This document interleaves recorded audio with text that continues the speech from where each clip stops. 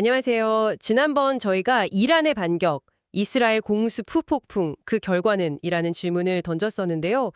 그 이후에 정말 상황이 한치 앞을 내다보기 어렵게 전개되고 있습니다. 맞습니다. 정말 숨가쁘게 돌아가고 있죠. 네, 그래서 오늘은 많은 시청자분들께서 보내주신 자료들 또 관심들을 바탕으로 이란의 반격과 그 파장, 그리고 최고조에 달한 이 중동의 긴장 상태를 좀 더 깊이 파고 들어가 보겠습니다. 네, 좋습니다.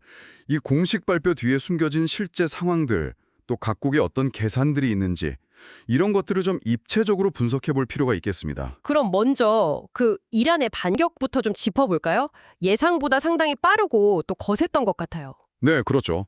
그냥 단순 공습이 아니라 이스라엘 본토를 향해서 수백 발의 미사일을 발사했고요. 수백 발이요? 네, 테르아비브나 하이파 같은 주요 도시에 실제 피해도 있었고 사상자도 발생했습니다. 아, 인면 피해까지 있었군요. 특히 주목할 점은 그 하이파 정유시설 같이 이스라엘의 핵심 에너지 기반 시설을 타격 목표로 삼았다는 겁니다. 아, 기반 시설을 노렸군요. 네, 그리고 또 하즈카셈이라는 신형 탄도미사일 이걸 동원해서 그것도 대낮에 공격을 감행했어요. 대낮에요? 상당히 대담한데요. 그렇죠.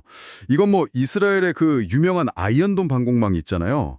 이걸 일부 뚫었다 이런 주장과 함께 자신들의 군사적 능력을 좀 과시하려는 그런 의도로 보입니다. 실질적인 위협이 된다는 걸 보여주려는 거군요. 네, 여기에 또 예멘 후티 반군 같은 이런 대리 세력들까지 가세하면서 전선이 점점 더 복잡해지는 양상입니다. 그런데 이스라엘도 그냥 당하고만 있지는 않았죠. 공세를 계속 이어갔다면서요. 아, 그럼요. 이스라엘도 물러서지 않았습니다. 이란 국방부나 연구소 같은 군 핵심 시설은 물론이고요. 네. 세계 최대 가스전 중 하나인 사우스파르스, 또 테헤란 인근의 유류 저장고, 이런 에너지 시설까지 아주 정밀하게 타격을 했습니다. 이야, 이건 단순한 맞대응을 넘어서는 아주 강한 압박인데요. 맞습니다. 근데 여기서 그치지 않고 더 나아가서 이스라엘 정보기관 모사드가 사전에 요원을 침투시켰다는 보도가 나왔어요. 모사드가요?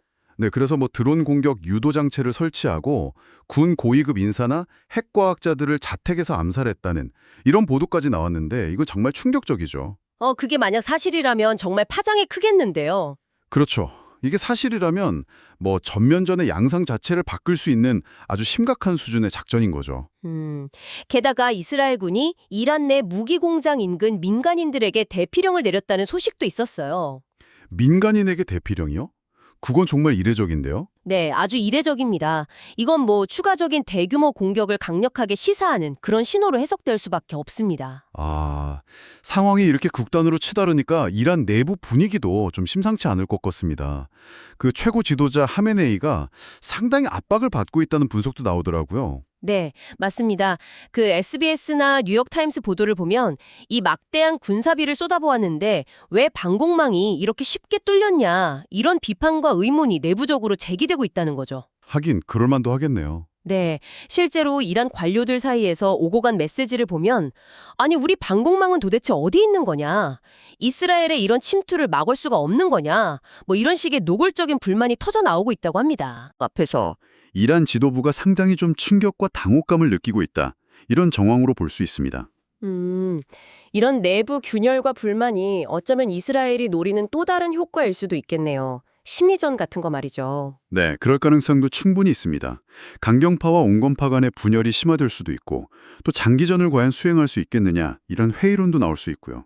뭐 정권의 불안정성이 커지고 있는 건 분명해 보입니다. 이런 복잡한 상황 속에서 이란 외무장관이 이스라엘이 공격을 멈추면 우리도 보복을 중단하겠다 이런 언급을 했다고요? 네, 그런 발언이 나왔습니다. 특히 핵시설 공격은 국제법상 레드라인을 넘은 것이다. 이렇게 선을 그으면서도 일단은 조건부로 중단 의사를 밝힌 거죠. 이걸 어떤 외교적 해법을 모색하려는 신호로 볼 수 있을까요? 아니면 그냥 수사일까요? 글쎄요, 일단은 외교적 수사일 가능성이 높아 보입니다. 이런 입장에서도 확전은 상당히 부담스럽거든요. 그렇죠. 하지만 또 그렇다고 그냥 물러서는 모습만 보일 수도 없는 노릇이니까요. 어떤 명분과 실리를 동시에 좀 챙기려는 그런 의도가 아닌가 싶습니다. 하지만 이스라엘 반응은 좀 냉담한 것 같던데요? 네, 이스라엘은 뭐 즉각적인 반응 없이 오히려 공세를 계속 이어가고 있고 추가 공격까지 예고한 상황이죠. 미국도 공식적으로는 개입을 부인하고 있지만 실제로는 구축함을 동지 중해로 이동시키는 등 이스라엘 방어를 지원하는 움직임을 보이고 있습니다. 미국은 역시 이스라엘 편에 서는군요. 그렇죠. 또 러시아는 이스라엘을 규탄하고 트럼프 전 미국 대통령은 효과적인 공격이었다 이렇게 평가를 하기도 했고요. 국제사회 반응도 이렇게 제각각이라서 외교적 해법을 찾기가 지금으로선 쉽지 않아 보입니다. 정말 이스라엘의 공세, 이란의 반격, 또다시 이어지는 이스라엘의 추가 공격 예고, 여기에 이란 내부의 균열 조짐까지 그야말로 일촉즉발, 한치 앞을 예상하기 힘든 상황이 계속되고 있네요. 핵시설 오염 가능성까지 나오면서 불안감은 더 커지는 것 같고요. 그렇습니다. 현재로서는 어느 쪽으로든 상황이 급변할 수 있는 매우 불안정한 국면이라고 봐야 합니다. 이란 외무장관이 조건부 휴전 제안 같은 걸 했음에도 불구하고 이스라엘은 오히려 대피령까지 내리면서 압박 수위를 높이고 있잖아요. 네, 그렇죠. 결국 이란을 움직이는 것이 과연 이런 외부의 군사적 위협일지 아니면 내부에서부터 터져나오는 이런 불만과 균열일지 앞으로 이 갈등의 향방을 결정지을 핵심 변수가 무엇이 될지 시청자분들께서도 계속해서 주목해 보시면 좋겠습니다.